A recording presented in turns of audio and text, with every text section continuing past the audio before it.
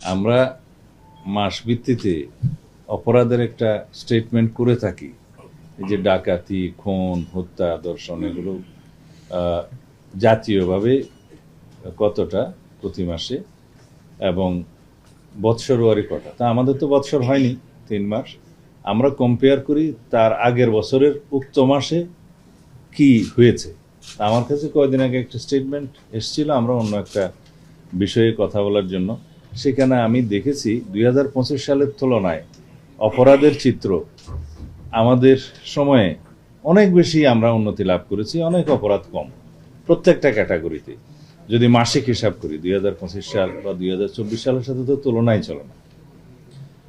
কিন্তু প্রকৃত সংখ্যা আপনি যেটা বললেন সেটা আমার সামনে নাই, এই বিষয়ে মন্তব্য করতে পারবো না।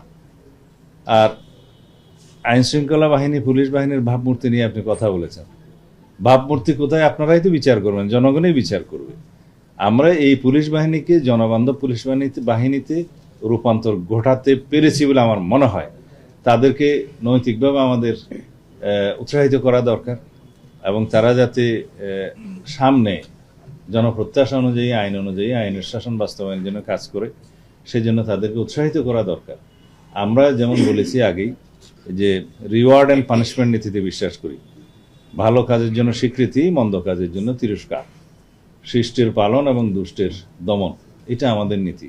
তা আমরা বাস্তবে সেটা ইনশাল্লাহ প্রমাণ করতে সক্ষম হয়েছি। এর মধ্যে সামনের দিনে দেখা যাবে আমরা কতটুকু সফল হই। টিআইবি তো সরকারি সংস্থা না, আপনারা পরিসংখ্যানটা নেবেন পুলিশ বিভাগ থেকে, স্বরাষ্ট্র মন্ত্রণালয় থেকে প্রকৃত চিত্রটা, তারপরে আপনারাই জাজ করবেন, জনগণ জাজ করবে।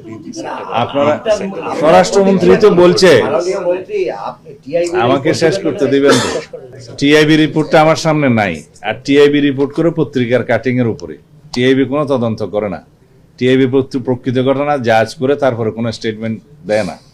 আমাদের সামনে যেটা আছে সেটা হলো পুলিশের অপরাধ চিত্র, এবং সেই অপরাধ চিত্রটা জেলা থেকে আমরা কালেকশন করি, এটা আমাদের রুটিন ওয়ার্ক, এবং সেটা প্রকৃত তথ্য।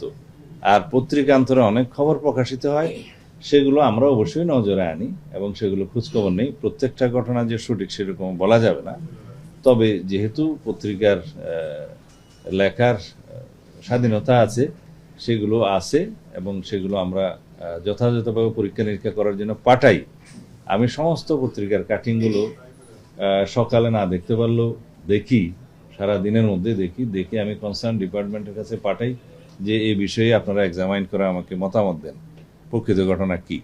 তো টিআইবি রিপোর্টটা তো শুধু পেপার কাটিং এর উপরে হয়ে থাকে, তো সেই বিষয়ে আমি কোনো মন্তব্য